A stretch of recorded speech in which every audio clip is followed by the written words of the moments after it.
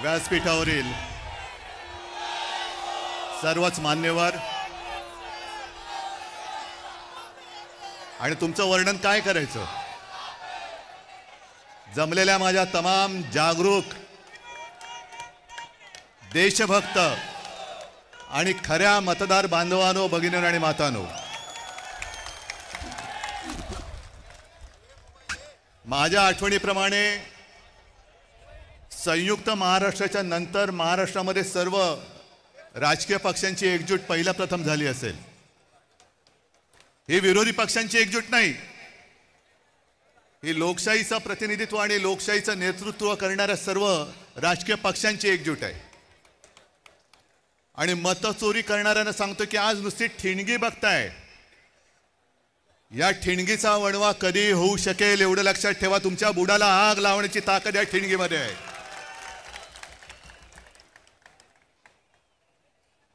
मध्यंतरी एक मी शब्द वापरला तो गाजला. कोणता शब्द तुम्हाला कळेल?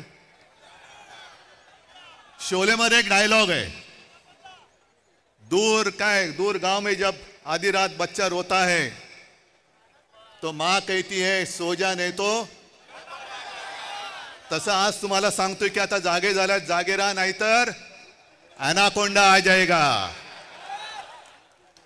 या ॲनाकोंडाला आता आपल्याला कोंडावंच लागेल, कारण नाहीतर हे सुधारणार नाहीत. मला एका गोष्टीचं आश्चर्य वाटतं की एवढ्या सगळ्या धडधडीत पुरावे आज राजनेता किती डोंगरच आहे तो, रोज कुठून ना कुठून तरी पुरावे येत आहेत, तरी सुद्धा आपले राज्यकर्ते आणि निवडणूक आयुक्त कसल्यांचे नोकर आहेत. आणि यांची खाका, मी ॲनाकोंडा का बोलतोय, काहीतरी गंमत किंवा चेष्टा मस्करी करायची म्हणून नाही बोलत आहे. यांची भूक क्षमत नाही. आपला पक्ष चोरला, निशाणी चोरली, नाव चोरलं, अरे माझे वडील चोरायचा प्रयत्न करतायत आणि तेही पुरेसं नाही म्हणून आता मतचोरी करायला बघतायत. बाकी सगळे इकडे एकत्र आलेले आहेत, पण सत्ताधारी याच्यामध्ये कोणी आलेलं नाहीये. मुख्यमंत्री मध्ये म्हणाले की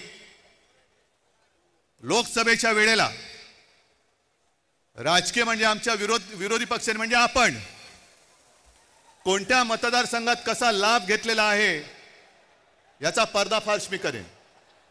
मी मुख्यमंत्र्यांना तुमच्या सगळ्यांच्या साक्षीने आव्हान देतो आहे की तुम्ही आमचा पर्दाफाश कराच, करूनच टाका एकदा. काय ते दूध का दूध पाणी का पाणी.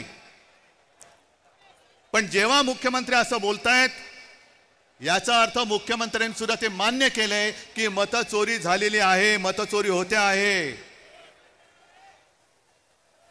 आज मला अभिमान आहे एका गोष्टीचा. आपण दरवेळेला असं म्हणतो की महाराष्ट्र देशाला दिशा दाखवतोय. आज संपूर्ण महाराष्ट्र आपल्या रूपामध्ये एकवटलेला आहे आणि तो देशाला दिशा दाखवतोय. मी तुमच्या सगळ्यांवरती आता एक जबाबदारी टाकतोय. तुम्ही सगळे आपण बाकीचे आपले पक्ष वगैरे बाजूला ठेवून एकवटलेलो आहोत.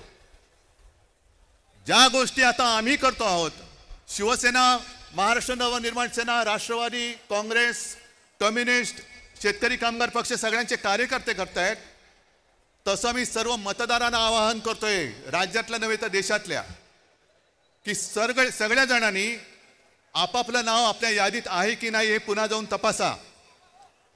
आणि आपल्या घरामध्ये आपल्याला न दिसणारी, आपली परवानगी न घेतलेली माणसं राहतात की नाही हे सुद्धा तपासा. कारण जर शौचालयामध्ये 100 माणसं राहत असतील तर तुमच्या घरात किती राहू शकतात.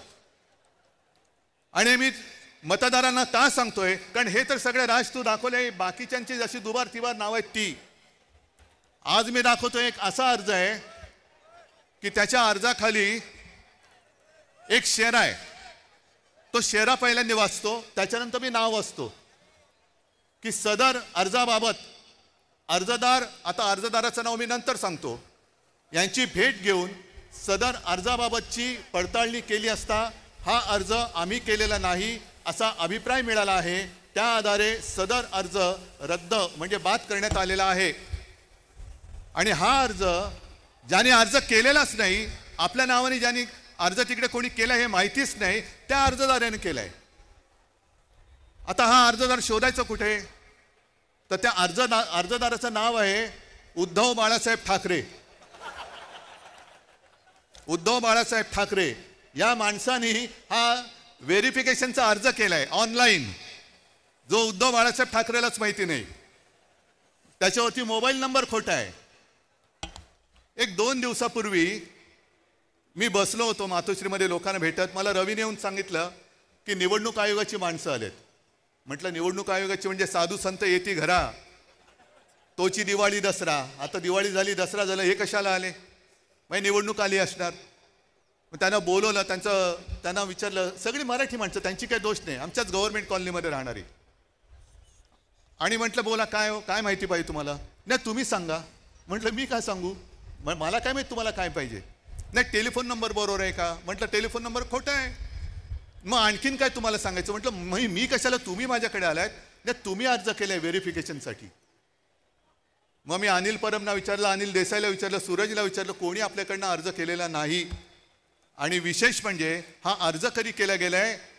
23/10/2025 म्हणजे कालच्या 23 तारखेला अर्ज केला गेलेला आहे. आणि कुठून केलाय? ते सक्षम नावाचं ॲप आहे.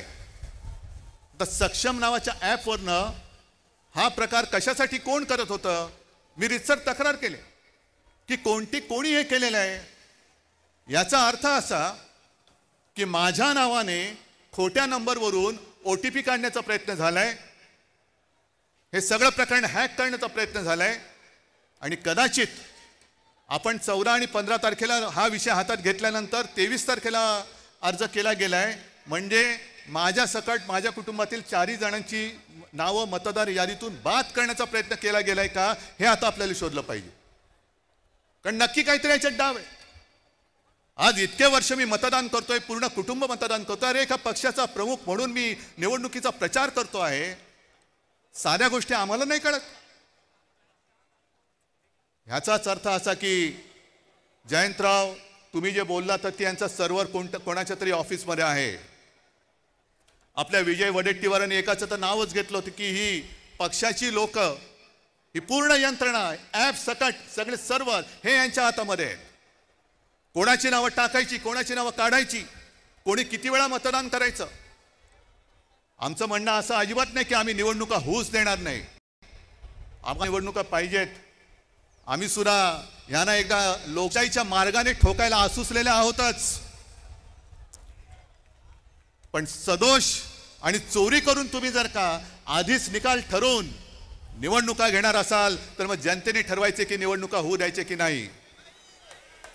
आम्ही नेतृत्व करतो. कोणासाठी करतो? जनतेसाठी करतो आहोत.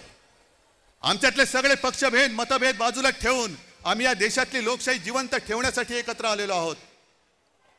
हे केवळ मला काहीतरी व्हायचंय, यांना काहीतरी व्हायचंय एवढ्यासाठी नाही, तर या देशामध्ये आपल्या डोळ्यात देखत लोकशाहीचा खून होतो आहे.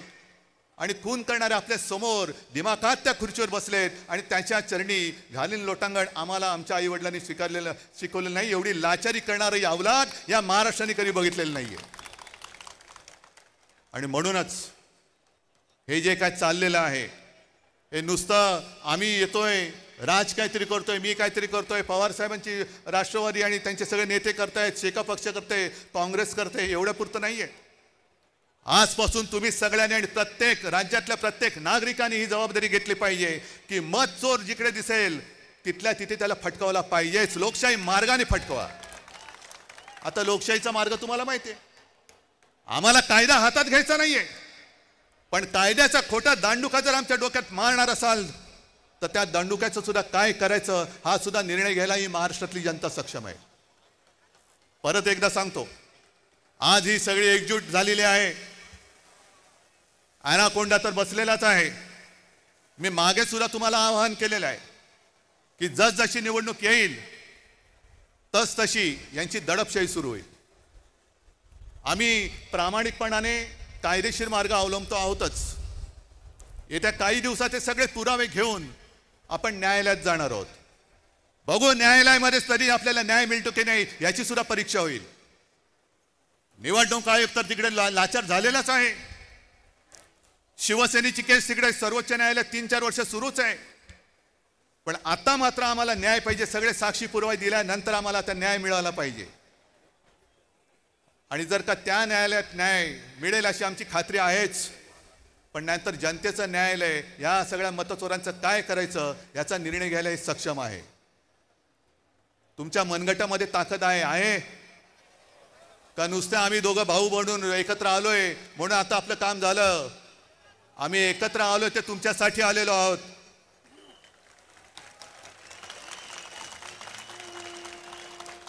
आम्ही एकत्र आलो आहोत ते मराठी माणसासाठी आलो आहोत. आम्ही एकत्र आलो ते हिंदूंसाठी आणि महाराष्ट्रासाठी आलेलो आहोत. पण अशा वेळेला आम्ही पुढे जात असताना तुम्ही भक्कमपणाने साथ देणं हे तुमचं कर्तव्य आहे. आणि जर साथ देण्याची तुमच्या धमक असेल तर एकदाच मला दोन्ही हाताच्या मुठी आवडून वरती करून दाखवा. आणि मुद्दामून या तुम्हाला सांगितले, कारण फोटोग्राफरने फोटो घेऊन हा मतचोरांच्या बादशाकडे पाठवून द्या. बघा ही मूठ महाराष्ट्राने आवडलेली आहे. जर मत चोरी करून तुम्ही निवडणुका घेण्याचा प्रयत्न कराल तर ही मूठ तुमच्या टाळक्यात हाणल्याशिवाय राहणार नाही. जय हिंद, जय महाराष्ट्र.